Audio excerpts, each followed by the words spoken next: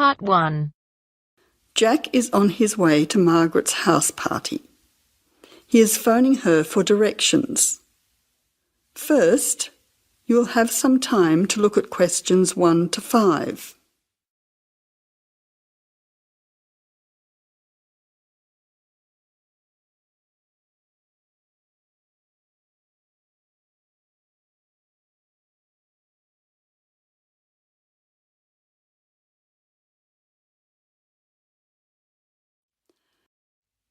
Now listen carefully and answer questions 1 to 5. Jack has got lost on his way to Margaret's party. He is phoning her for directions.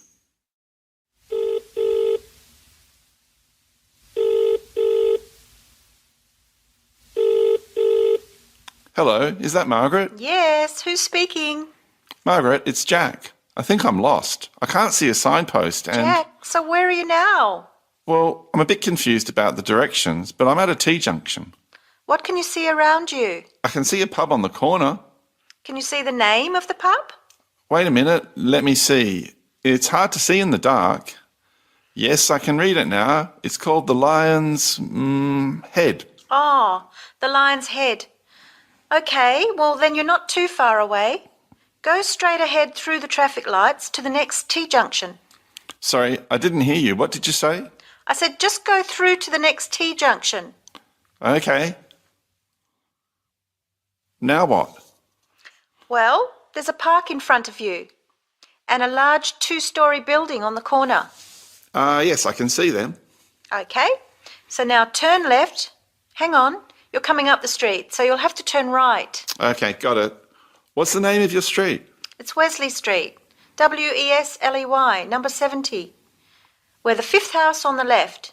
You should see a red letterbox and some bushes in front of the house. Okay, 5th house, number 70. I should be there soon.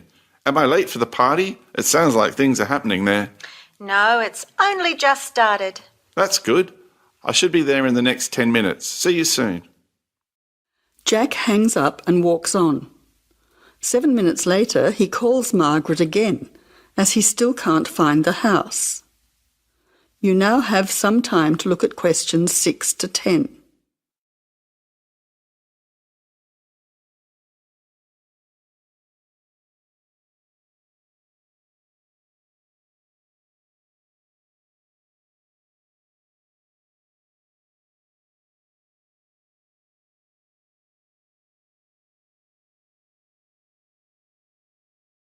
As you listen, answer questions 6 to 10.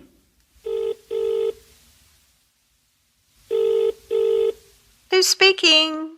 Hi, Margaret. It's Jack again. Sorry to bother you. Listen, would you mind doing me a favour? Of course, what?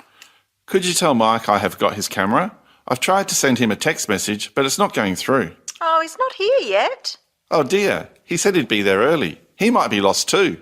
Okay, I'll call him. What's his number? 0482 563379. Oh, so that's 0485. No, 0482 563379. Okay, I'll call him right away. But where are you now? Well, I'm in your street, but I still can't find your house. I can't see the numbers very clearly, or a red letterbox. It's pretty dark.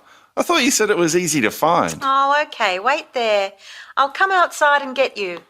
All right then, and don't worry about calling Mike. I'll try to call him now. Hang on, there's someone coming down the street. It looks like Mike. Oh, and I can see the letterbox now. It was hidden behind a bush. See you soon.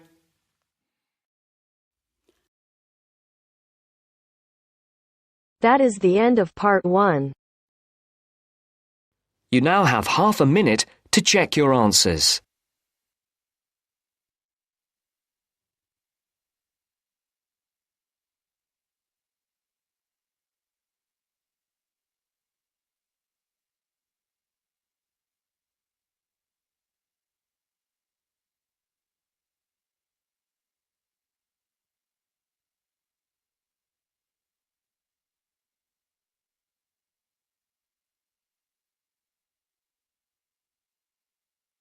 Now turns to Part 2.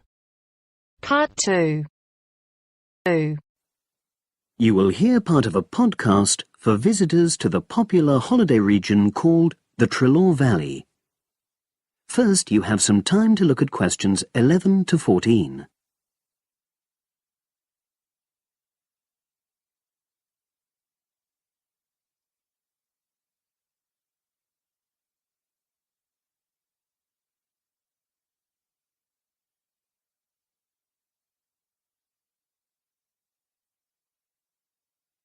Now listen and answer questions 11 to 14. The valley and estuary of the River Trelaw forms an unspoilt, beautiful landscape, rich in both wildlife and sites of historic interest.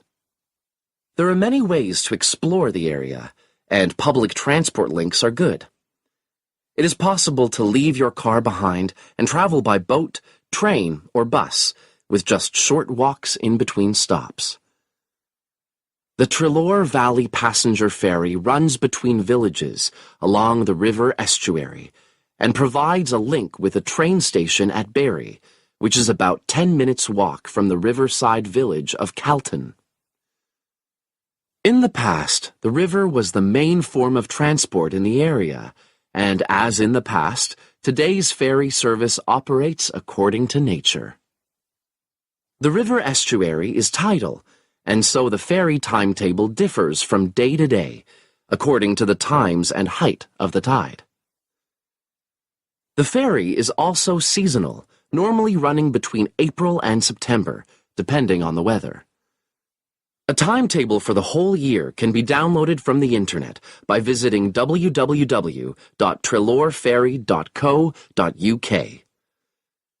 If you just want to sit and relax and enjoy the lovely scenery, you can take a river cruise to Canton and back from the nearby city of Plymouth. In the past, steamships brought early tourists along the same route. Queen Victoria and her family enjoyed such a trip in 1856. The journey is quicker these days. The round trip takes between 4 and 5 hours, depending on tides and weather. If you prefer, you can travel upriver by boat and return to Plymouth by train. All cruise boats and trains have wheelchair access. For more information and for departure times, ring Plymouth Boat Cruises on 017-528-23104. Trains run several times a day throughout the year between Canton and Plymouth, with various stops in between. They are used by both local commuters and tourists who want to enjoy the beautiful scenery. The highlight of the journey is crossing the river on the stunning viaduct, which was built at the beginning of the 20th century and towers 120 feet over the water. It is unnecessary to book, and tickets can be bought on the train. For information about fares and timetables, contact National Rail Enquiries by phone or online. The bus service in the Trelaw Valley now connects all train stations and villages in the area. Especially for holidaymakers, there's a Rover ticket which can be used at weekends and on national holidays and allows unlimited journeys on those days. The Rover ticket provides great value for money and is now even cheaper than it was last year. An adult ticket costs £5.50 a day. Senior citizens can travel for £4.50, and a family ticket for up to 5 people costs just £12. Tickets can be bought on the bus. Now you have some time to look at questions 15 to 20.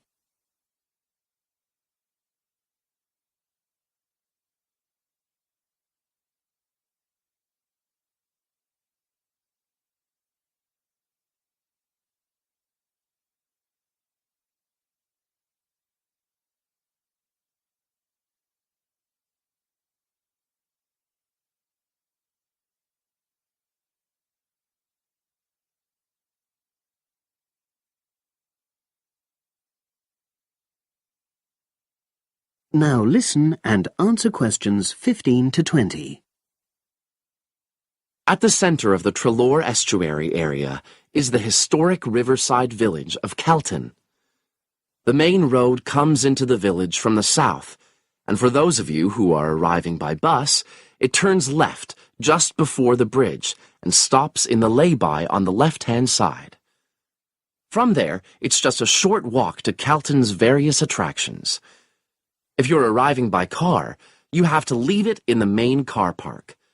Go over the bridge and take the first turning on the right. Then go on until you come to the end of that road. It's the only place to park in Canton, but there's no charge. If you're interested in local history, there's a museum in Canton with farming, fishing, and household implements from the late 19th century.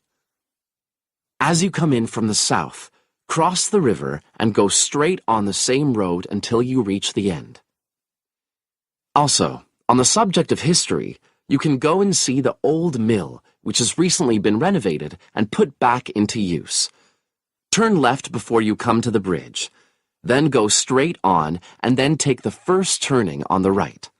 This leads straight there. If you're interested in arts and crafts, there's a potter's studio where you can watch the artist at work. After crossing the bridge, turn left, and it's the second building on the left. Finally, when you feel in need of refreshments, there's a cafe opposite the old boathouse and a picnic area near the mill.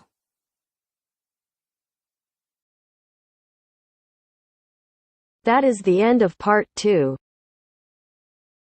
You now have half a minute to check your answers.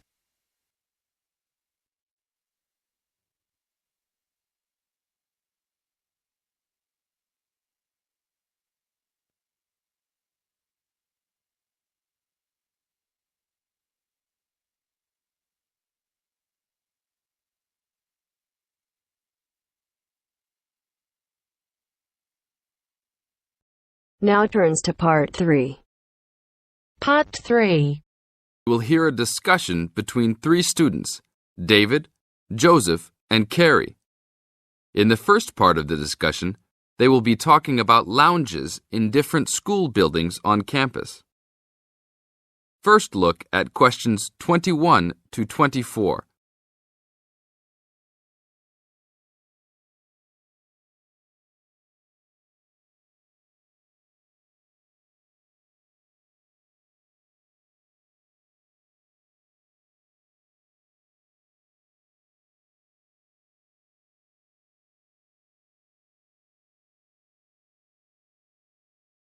Now listen to the first part of the discussion and answer questions 21 to 24.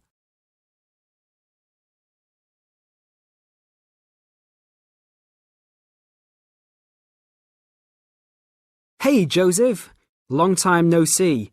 How's it going? Oh, hey, David. It's going fine. I'm a little overwhelmed with all these new courses, but I'm hanging in there. Have you met my girlfriend, Carrie? No. Hi, Carrie. Hi, David. Joseph told me about you. You two had quite the time last semester in European history, I hear. Yeah, we like to hang out after class. Now it's a little harder, though. Lounges aren't as good as they were back there in Wilson Hall. Yeah, they had chairs, couches, and tables to put your stuff on. And that lounge was full. There must have been 25 seats in there. Really? The lounge in Jones Hall, where I have my communications course, only has about 10 chairs. It's awful. We all just stand around or leave. I wish we could hang out more. Well, Agriculture Hall is next door. Their lounge is on the first floor, and it has couches. I think there are about 6 of them, and they're comfortable and hardly used at all. That's not a good idea. Thanks. But don't go to lounge at Skidmore Hall. I don't even know why they call it a lounge. It's just 4 chairs in the corner of the main walkway. In the second part of the discussion, David, Joseph, and Carrie continue talking about conducting a survey. Before you hear the rest of the talk, you have some time to look at questions 25 to 30.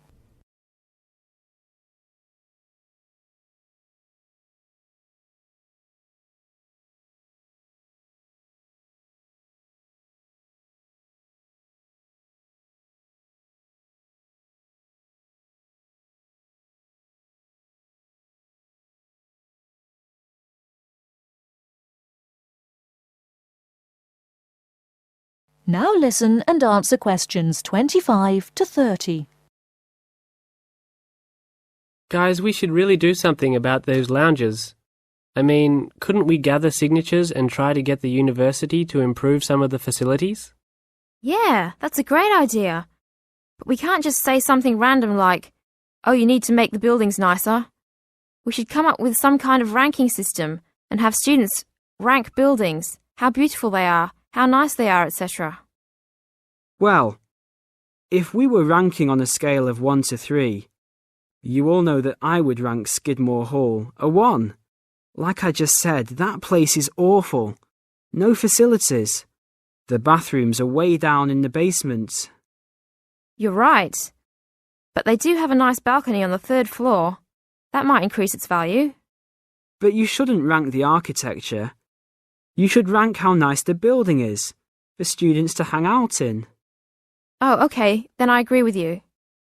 So should we do this? I think it's a great idea. But let's try it ourselves on a couple buildings so that we can work out any bugs in it. I think Wilson Hall is the best. Sure, but we've already begun. We will give a building 1 point if it has poor facilities, not enough chairs and no vending machines, that kind of thing. And give a building 2 points if it is okay or acceptable. We can rank buildings that we really like as having 3 points. So like Joseph said, I think Wilson Hall is the best. It should have 3 points for sure. And Skidmore has a 1. Now what other buildings should we rank? How about Merris Hall? No, they're not done with that one yet. But it looks like that will be a good place to hang out. How about Agriculture Hall? You said something about that hall a bit earlier. Oh yeah, they have that lounge with couches that no one uses. But that might indicate that people don't hang out there for other reasons. They don't have any drink machines. That's why I never go there. Oh, well, then I think it's an average building. Let's give it the middle ranking. I agree. It could be improved slightly, but it's got a couple of nice features. I like that lounge in that 3rd floor, for example, but the stairs are too short. I always trip when I'm walking up them. This ranking is getting complex. Okay, one building we haven't talked about is Canton Hall. What do you guys think of Canton? Is that next to the law building? Yep. It's got this excellent connecting corridor with chairs and desks to relax and work at. The cafeteria there is great too. I think that place is just as good as Wilson. Well, I've only been there once, and didn't know that was what it was called. It was kind of confusing, and it's kind of far for me to go, but I liked it. So I'll give it the middle ranking. 2 points because it had nice facilities, but a poor and confusing layout. Oh, Joseph, you like Canton Hall? I hate that place. It's so mechanical, cold and impersonal. The furniture is nice, sure, but it's the last place on campus I would go to. I give it a 1. Interesting. Well, let's write this little survey up and start passing it around. I don't have time to type it up. Can you? Sure. I'll do it after my biology class. Should we meet up at Wilson tonight around 8? Sure. No problem. We'll see you then.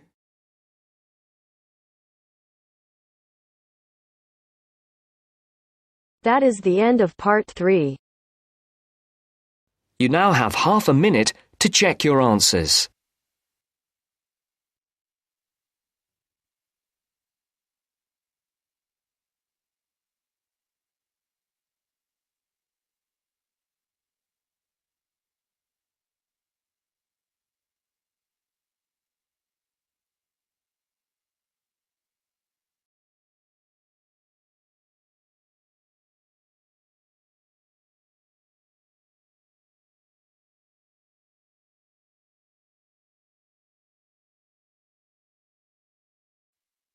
Now turns to part 4.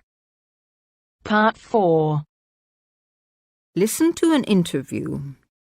Mr. Brooks, Mark, Jean and Robert are being interviewed on the subject of friendship. First, you have some time to look at questions 31 to 40.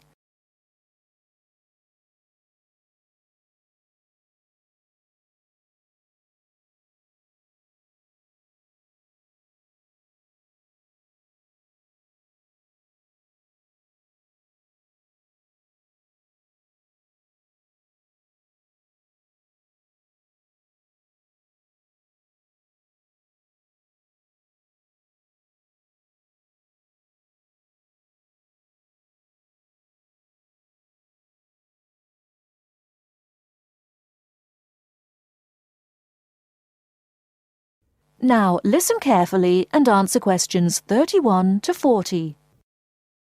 I consider friendship to be one of the most important things in life, whatever your status, married or single. I see too many lonely people around. A lot of us get so involved with material values, family problems, keeping up with the Joneses, etc., that we forget the real meaning of friendship. Which is what, according to you? They say a friend in need is a friend indeed, which is partly true.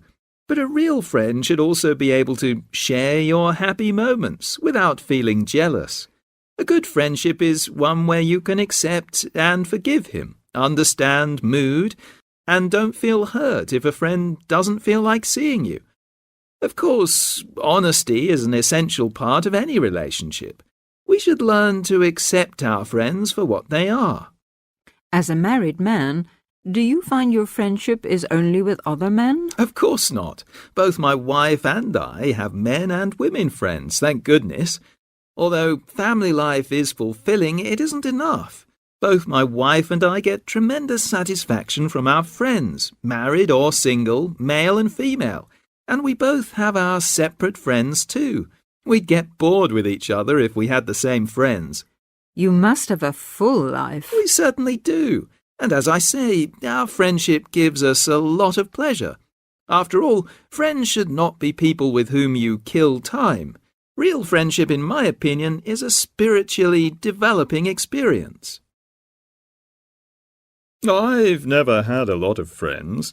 I've never regarded them as particularly important.